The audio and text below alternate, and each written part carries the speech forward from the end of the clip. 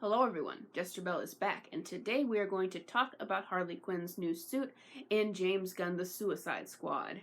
Now, this new suit is obviously the red and black suit that everyone's talking about. It seems very inspired by Arkham City design and by Injustice 2's design with the goggles. And I gotta say, everyone's, at least an amount of people are excited to see this red and black suit and see the character finally look like herself. So I gotta say, this suit has made me happy and sad. I'm happy because we finally got the red and black on screen, and it makes me feel like this is exactly what I wanted to see the character wear in the first Suicide Squad movie. In her very first movie appearance, is what she should have looked like.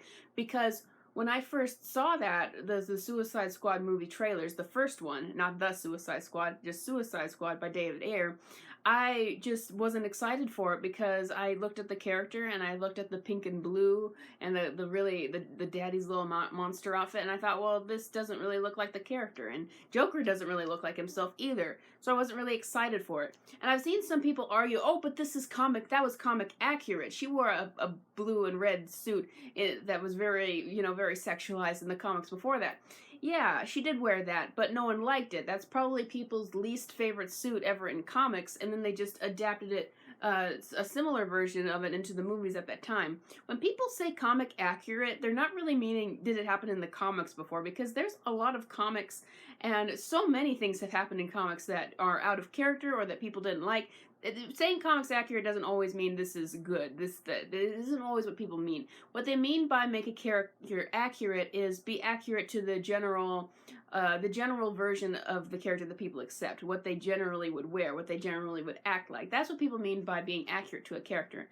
And Harley, as a Harlequin, it has to be in red and black. That fits her character. And she's not a nun. She's not completely the most conservative character, in terms of how she behaves or how she dresses, but she's not supposed to be, the streetwalker like she was in Suicide Squad. This is what the character would wear, pants and a jacket, and then there's a bit of cleavage showing, as you can say, but it fits what she would wear. And I gotta say, it's actually a practical outfit for this setting.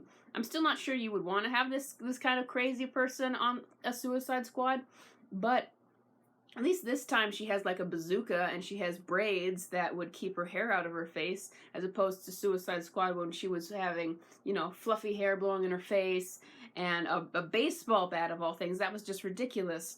So I think it looks great, and I think that it is practical. I don't understand the deal with the tattoos though, because some of them have been removed, like the obnoxious rotten tattoo, but she still has the heart tattoo. She still has a tattoo that says property of no one on her back, which was changed from property of the Joker. And she still has the daddy's little monster tattoo, but the leg tattoos are gone. And I don't understand, why are you getting rid of some tattoos and why are you keeping others? Why are you changing some of them, like changing it from property of Joker to property of no one, and keeping something like daddy's little monster? I don't understand that. I'm not clear on the continuity of this movie. I'm not sure if it's going to add up that much with Suicide Squad or not. But if they gave James Gunn free will to just do what he wanted with this character, I just would have gone from scratch after what had happened. But that's really, this is what brings me to my problem, and why I'm just happy to see this suit and sad. I'm happy that we finally got a good suit for the character, but I'm sad because her story in this DC movie universe is completely shot. They did her in Suicide Squad, and they didn't really define the character. They didn't really develop her at all. They didn't go into her origins or explain why she fell in love with the Joker or really explain what she's all about. But I thought that with Suicide Squad there was at least potential to flesh it out and maybe potential to do better. I thought that Margot Robbie definitely had the talent to pull off this character. But then she went off and did Birds of Prey, which completely ate alive whatever was there in the first movie. It's a salvage. In the first 5 minutes, Harley's like, oh, Joker kicked her out, and in the first 5 minutes she's over it, and she's already gotten over that whole quote-unquote emancipation arc, and now she's just like a female Deadpool running around the city with no real motivations. She's just the crazy person who does crazy stuff. And that's, well, unfortunately, all I can see her being in this movie. I'm like, well, where is there to go now? You've completed her arc, which we never even got to see her. We never even got to really see it. You've already thrown out the history of this character, and you threw out the arc of her, finding herself, which is how they refer to it. So, where are you really gonna go with her? And I hope to be proven wrong by James Gunn. Maybe he has something in mind for her, but I kind of got the feeling that she's just gonna be the comic relief character in this movie, and that she's just going to be the wacky character. That, unfortunately, is what the character has become in the comics. Just the crazy character who is there, the crazy character who is always changing based on whatever the writer at the time wants to do with her or wants her to be for their story. And that's what I feel she is in the movies as well now. She was, you know, the sexualized object in David Ayer's Suicide Squad, even though she had some areas where it seemed like there might be more to her, where you might see that there's something going on in her head. And then she's independent feminist girl Deadpool in Birds of Prey, and it just completely threw out Suicide Squad. And now for the Suicide Squad by James Gunn, she's supposed to be more like Paul Dini's original version, according to James Gunn, but we still have her, you know, with the Property of No One tattoo. She's got none of the characters that she's usually teamed up with. This is a whole new group of people, even though Birds of Prey was supposed to be a movie about her finding her girl gang, which she didn't really.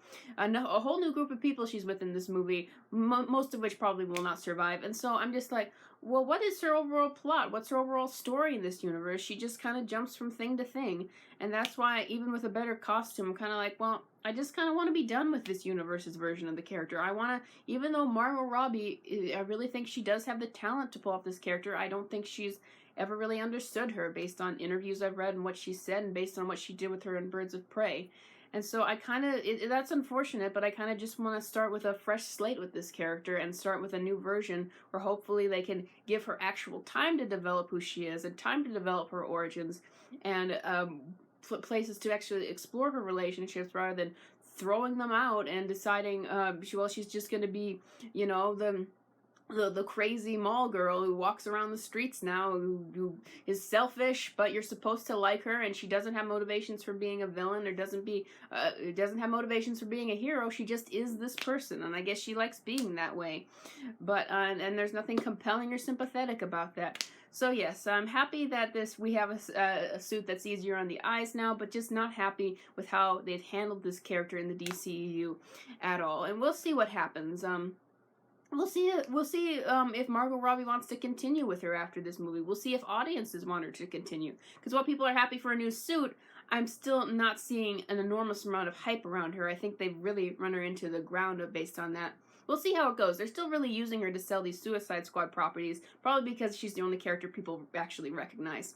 We'll see what happens, and I'll be back reviewing an actual trailer we get to the movie and how she actually performs in it when that time comes, which will probably be around December or so. So thank you for watching this review, and I'll see you next time.